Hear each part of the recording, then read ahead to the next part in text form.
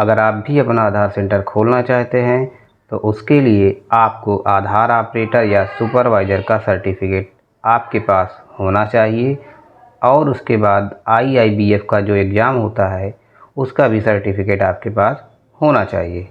तो दोस्तों, आज की इस वीडियो में हम यहाँ पर IIBF का जो एग्ज़ाम होता है उसके प्रश्नों का एक वीडियो लेकर आए हैं। तो फ्रेंड्स, आप सभी का यूट्यूब चैनल IICT इंस्टीट्यूट पर बहुत बहुत स्वागत है। तो दोस्तों, वीडियो को शुरू करते हैं, लेकिन वीडियो को शुरू करने से पहले अगर आप नए हैं तो चैनल को सब्सक्राइब ज़रूर कर लें, ताकि CSC व आधार से संबंधित जितनी भी अपडेट यहाँ पे आती हैं वो आपको सबसे पहले मिले। और वीडियो देखने के बाद अगर वीडियो पसंद आए तो वीडियो को लाइक ज़रूर करें और अपने दोस्तों को भी शेयर कर दें। तो दोस्तों, चलिए वीडियो को शुरू करते हैं, बने रहिएगा वीडियो के साथ।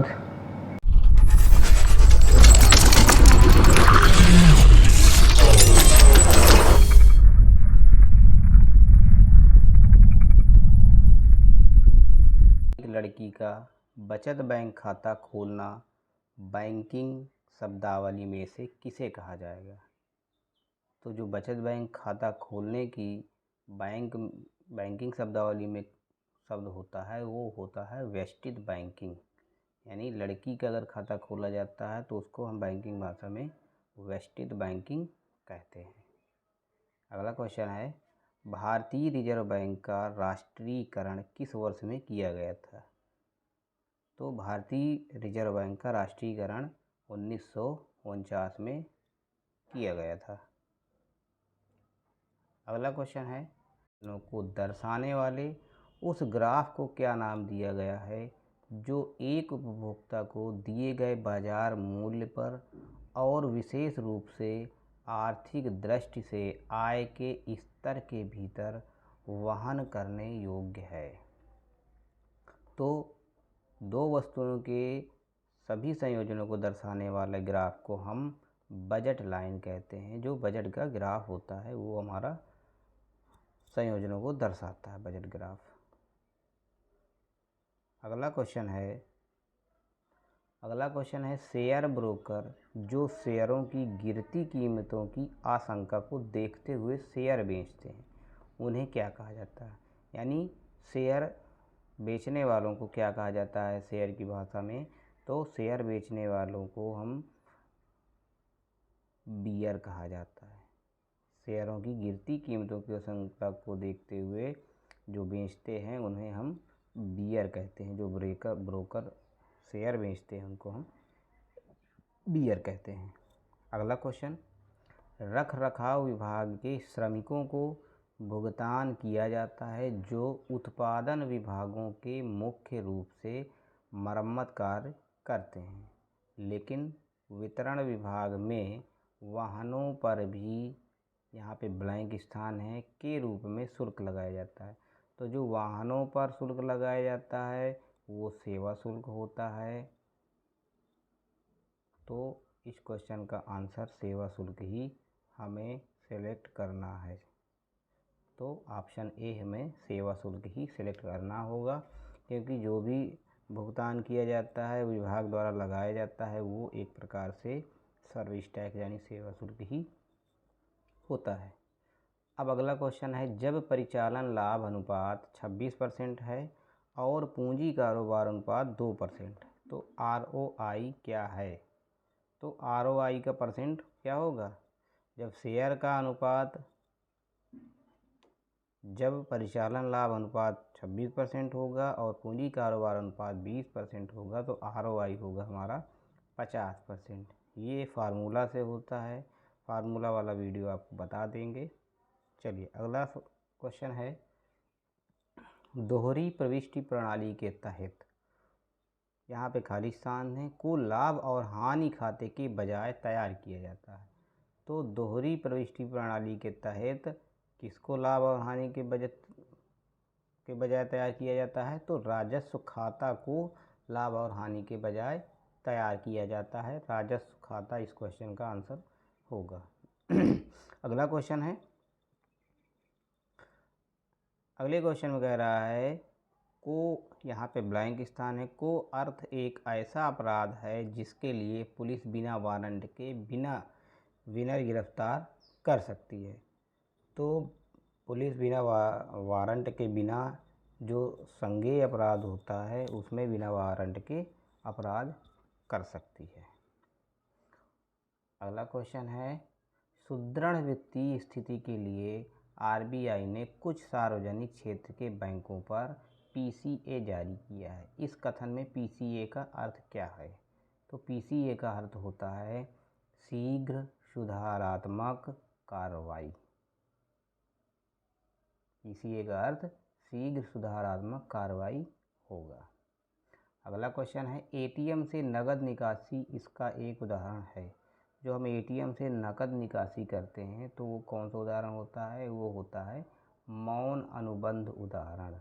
एक प्रकार का ये मौन अनुबंध होता है, यानी एटीएम से जो पैसा निकलता है चुपचाप हम निकाल लेते हैं, किसी को पता नहीं चलता, तो वो मौन अनुबंध उदाहरण हो जाता है। अगला क्वेश्चन है, निम्नलिखित में से कौन सा शब्द सरकार को ऋण प्रदान करने के लिए वाणिज्यिक बैंकों द्वारा उपयोग किया जाने वाला तंत्र इंगित करता है?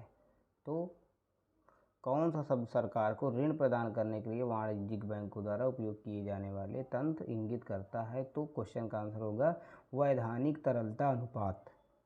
ये शब्द सरकार को ऋण प्रदान करने के लिए वाणिज्यिक बैंकों द्वारा उपयोग किए जाने वाले तंत्र इंगित करता है। आगे क्वेश्चन है, कौन सा भारतीय स्टॉक एक्सचेंज अपना प्रारंभिक सार्वजनिक निर्गम यानी आईपीओ लॉन्च करने की योजना बना रहे हैं? तो जो भारतीय स्टॉक एक्सचेंज है वो है नेशनल स्टॉक एक्सचेंज, जिसको हम अंग्रेजी में कहते हैं एनएसई, नेशनल स्टॉक एक्सचेंज,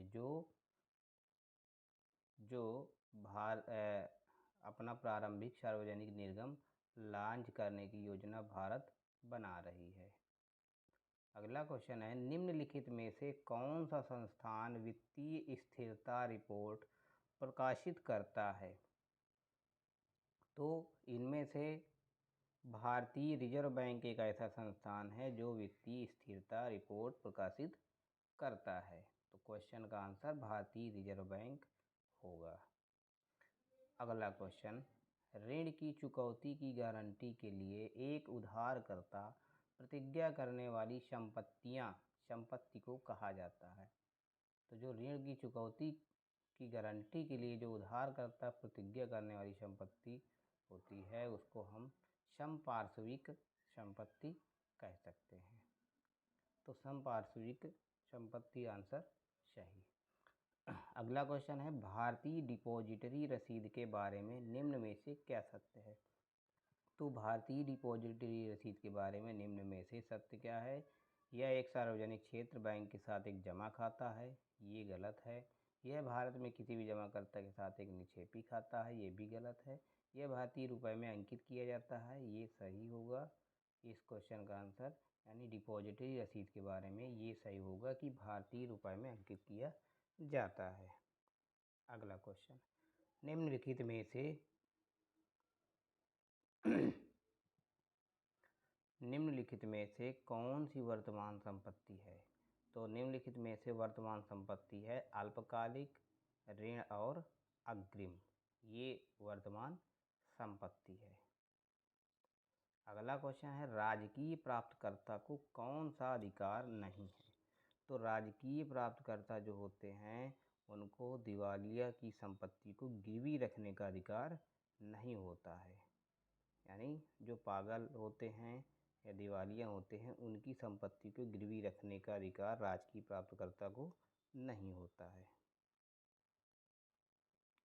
अगला क्वेश्चन है, ब्लैंक स्थान है, कह रहा है प्राप्त के त्वरित संग्रह के लिए सबसे पुरानी तकनीक है। तो सबसे पुरानी तकनीक कौन सी है? Lock box system. जो लॉक बॉक्स सिस्टम है प्राप्त के त्वरित संग्रह के लिए सबसे पुरानी तकनीक है।